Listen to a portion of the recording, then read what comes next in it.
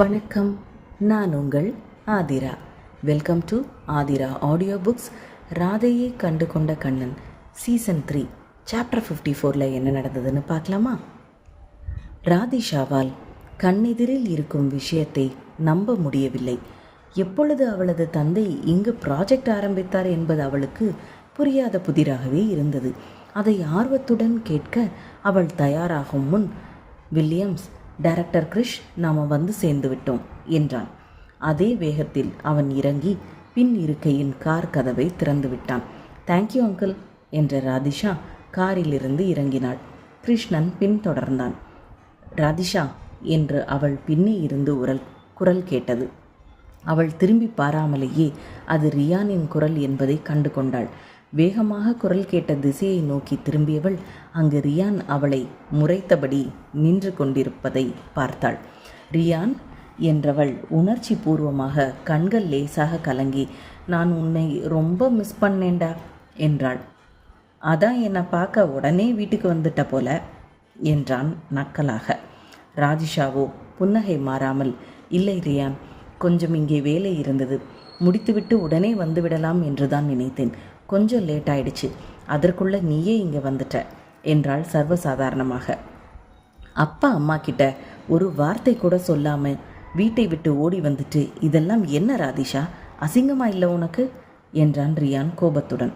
ராதிஷாவின் முகம் மாறியது. அவளால் அவனுக்கு பதில் சொல்ல முடியவில்லை. அதற்குள் இவர்களின் பேச்சை கேட்டுக்கொண்டிருந்த கிருஷ்ணன் இடையில் புகுந்தான். Riyan, Radhisha is your sister, behave yourself என்றான். ரியானிற்கு தந்தை மேல் கோபம்தான். ராதிஷா செய்த காரியம் ஒன்றும் சாதாரணமான விஷயம் இல்லையே. இப்படி வீட்டை விட்டு ஓடி வந்து மொத்த குடும்பத்தையும் தலைக்குனிய வைத்துவிட்டு சென்ற ராதிஷாவிற்கு கிருஷ்ணன் சப்போர்ட் செய்தது அவனது கோபத்தை மேலும் அதிகரிக்க செய்தது. இதற்கு மேல் இவர்களிடம் பேசுவது வீண் என்ற முடிவுடன் வேறு புறம் முறைத்து கொண்டே திரும்பி நின்றான் ரியான். ராதிஷா தந்தையின் புறம் திரும்பி, டேடி, இங்கே பிஸ்னஸ் ஆரம்பிச்சிருக்கீங்களா என கேட்டாள். ஆமாம், இங்கே இருந்து 1 கிலோமீட்டர் தூரத்தில் நம்மளோட கன்ஸ்ட்ரக்ஷன் ப்ராஜெக்ட் நடந்து கொண்டிருக்கிறது. இந்த பில்டிங் நம்ம ஆஃபீஸ் தான் என்றான் கிருஷ்ணன். டேடி, எப்போது இதை ஸ்டார்ட் பண்ணீங்க என கேட்டாள் ராதிஷா.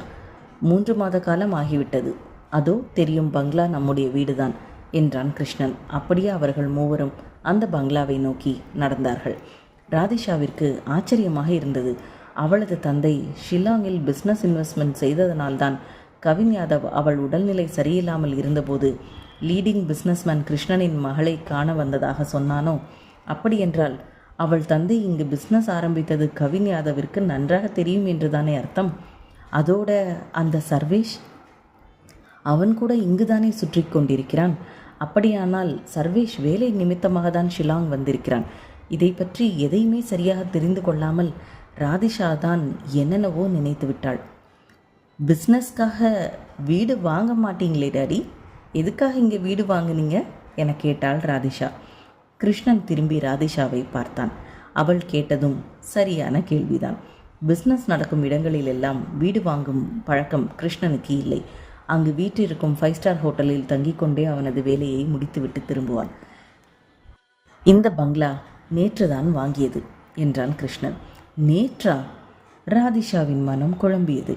எதற்காக என கேள்வி எழுப்பும் முன் கிருஷ்ணன், சரி, நீங்கள் வீட்டில் இருங்கள், எனக்கு ஒரு சிறிய வேலை இருக்கிறது, நான் வந்து விடுகிறேன் என்றான். அப்படி என்ன தலை போகிற வேலை என்று அங்கு கூறியது ராதா. வாவ், நம்ம கிருஷ்ணனுடைய கடிவாளத்தை பிடிக்கக்கூடிய ஒரே சிங்கக்குட்டி நம்ம ராதா தானே.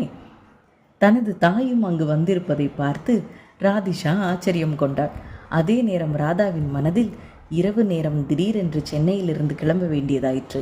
ஃப்ளைட் பயணம் முடித்து ஷில்லாங் வந்து சேர்ந்தவர்கள் வீட்டிற்குள் கூட வராமல் நேராக ராதிஷாவை கூட்டி வர சென்று விட்டான் கிருஷ்ணன். இப்போது என்னவென்றால், திடீரென ஏதோ வேலை இருப்பதாக சொல்லி கிளம்புகிறான். இரவு முழுவதும் தூங்காமல் இருந்துவிட்டு வந்த சோர்ந்த களைப்பு முடியும் முன்பு வேலை வேலை என்று கிருஷ்ணன் ஓடா கிளம்பியதும் ராதாவிற்கு கோபம் வந்தது. ராதாவை பார்த்த அடுத்த நொடி கிருஷ்ணன் வில்லியம்ஸ் புறம் திரும்பி, Williams, let us have the meeting by evening என்றான். ஓகே டைரக்டர் கிரிஷ் என்று சொல்லி அங்கிருந்து கிளம்பினான் வில்லியம்ஸ். தட்ஸ் குட் என்று சொல்லிய ராதா ராதிஷாவை, ஹவ் ஆர் யூ பேபி என கேட்டாள். ஃபைன்மா, சாரிம்மா, நான் உங்களை எல்லாம் ரொம்ப கஷ்டப்படுத்திட்டேன் என்றாள் ராதிஷா. அதெல்லாம் ஒன்றுமில்லை ராதாகுட்டி, அதை பற்றி நாம் மீண்டும் பேச வேண்டாம் என்றாள் ராதா. ஆம், கிருஷ்ணனுக்கும் ரியானுக்கும் மீண்டும் கோபத்தை தூண்டக்கூடிய விஷயத்தை பற்றி ராதா பேச விரும்பவில்லை.